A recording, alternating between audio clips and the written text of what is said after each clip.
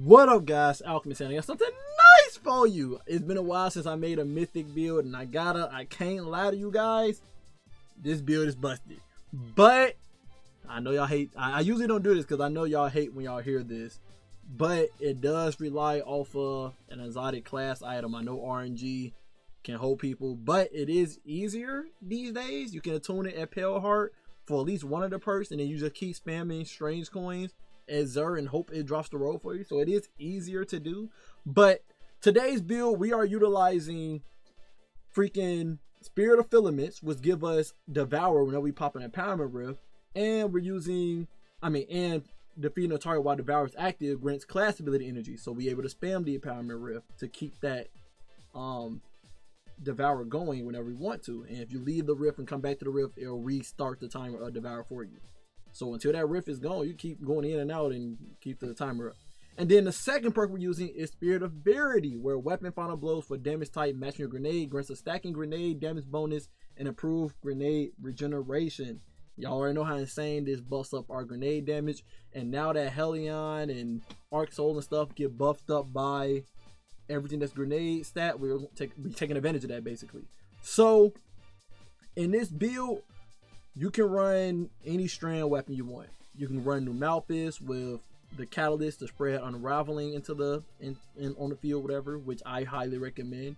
You can run Final Warning, which is perfect for this if you don't want to be dealing with the special ammo issue. Those are only two options I would recommend exotic wise: Final Warning or New Malphus, because they both can spread unraveling for you. But if you can, make sure you use your melee in the room to spread unraveling, then you can definitely put on Mint Retrograde with like Hashling and One for All on, so you can keep spamming Threatlings in the room and whatnot.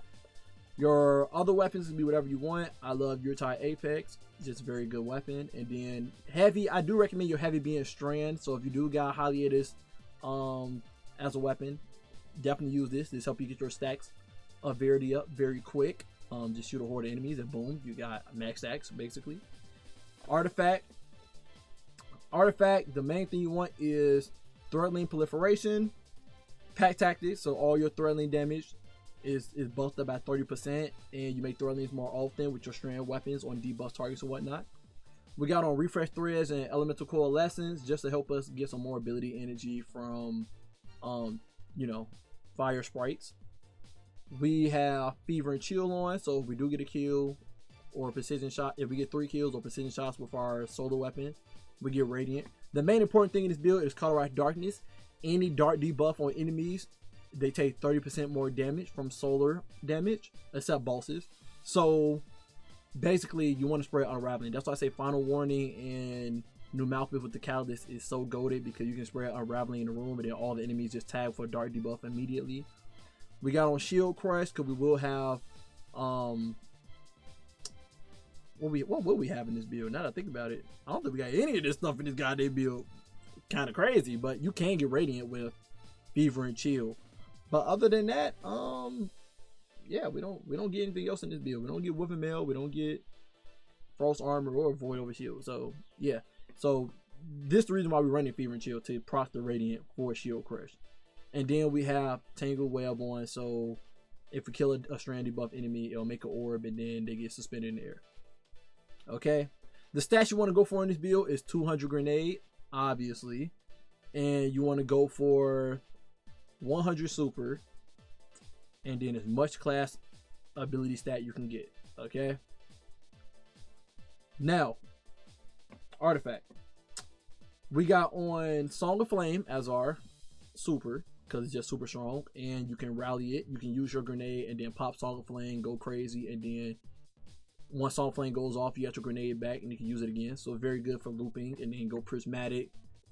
After you throw your grenade, go Prismatic, do all your stuff in Prismatic, and then after you get out Prismatic, you have your grenade back again, then you can throw your grenade again.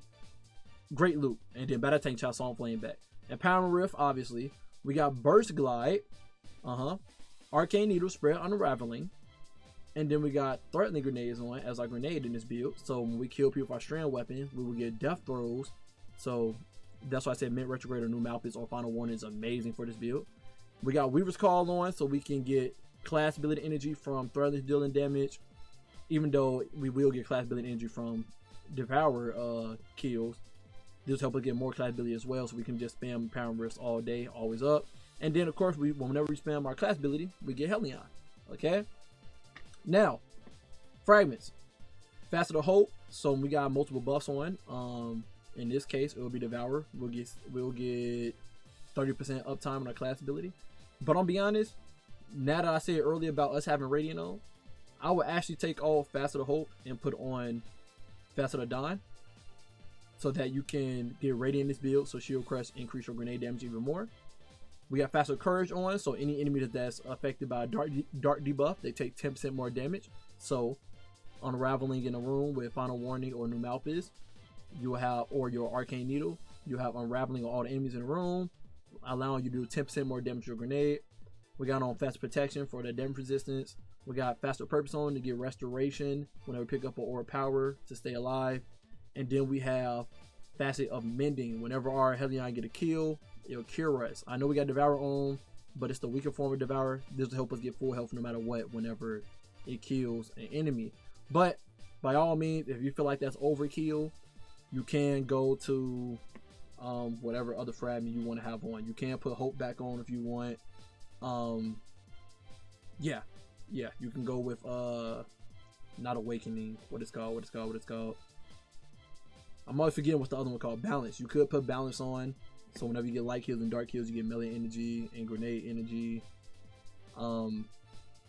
Yeah, that's the only other ones I could recommend here. So if you don't want Fast Unmended on, so that you get health whenever Hellion get a kill, you can't change something else. Okay. Now let me demonstrate something before I go to armor mods. So as you can see, this robot right here. If I put out Hellion is doing 406 to it. But then if I put Unraveling him, Hellion is now doing 726, which is the same damage, right? With just Hellion alone. And that's with Cauterize Darkness and Faster Courage on top of each other, both doing that. Okay. Now, what happens if I have stacks of Verity? That's when the numbers get insane. So when I get stacks of Verity from getting, my strand kills, right? Got my strand kills. Now if I go back over here and put Hellion back out, and I hit him for dark debuff, now Hellion is doing 1000 damage. Okay, so that's just show you guys how insane the damage is with that. So now, what if I told you it works for our super as well? So if I pop my super, you see it's doing 1062, but you see when it hit the other enemy, it's doing 1062 to this one. But if I go to this enemy over here that's not affected by a dark debuff, it's spreading over here, spreading to them. It's doing 965. So obviously when I do it on a dark debuff target, it's doing more damage. You see it's 1380, right? Now, if I get stacks of Verity, yeah, Verity works for the grenade in Song of Flame as well. If I get stacks of Verity, right?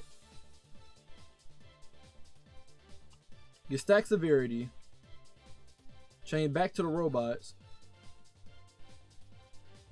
unravel them. Hold on, get my super, get my super. There's not even max stack severity, but you see the damage went up to 1805. It's more than that if I had max stack severity.